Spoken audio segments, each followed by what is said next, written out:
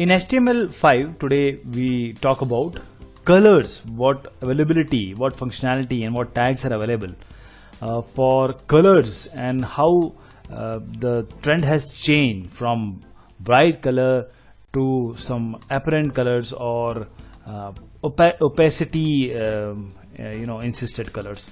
So let me open it for you. Now these colors, if you see normally in back stages or earlier stages of HTML5, you need to see only, you have already seen some dark colors, but these colors are very sober, very light, very appealing, very good to eyes.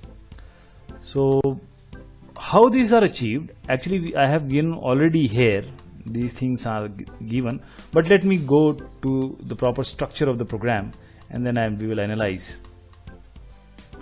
So what is this? We have made 4 divisions and we are essentially talking about these classes: color 1, color 2, color 3 and color 4. So there are 4 divisions, 4 classes, and these classes have main line, that is only one line, background color, and background color is like this, and we'll go to the color, means the class, and then we'll talk.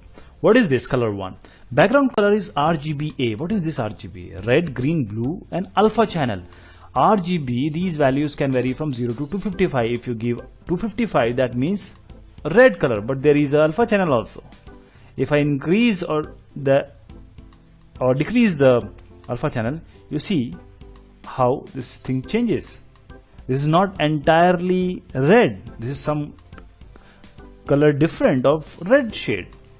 And here RGBA, now apart from giving numbers, we can give percentages also. The percentages may also be used. Now we are coming to HSL. What is HSL? Hue, saturation and lightness. If we assume it to be a cube or a round shape, circle, not cube but a circle or a sphere, then if you assume it to be of 360 degree, then 0 to 120, you can say it is shades of red, then 120 to 240, 240 to 360. So R is at 0, 1 is at blue is at or green is at 120, this is at 240. This is the saturation value. And what about this hue value, sorry. And what is this saturation value? Saturation value is how it is seen from the center to the red value. Okay, these are the saturation value.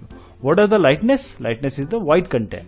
So HSL is hue, saturation and lightness, and you see that HSL can be given like this, and HSLA means opacity can also be included in this particular functionality. And in this, you see, in this there are numbers, in this we have percentages, but in this HSL and HSLA we have percentage as well as the numbers. Okay, percentage and the numbers can be included together.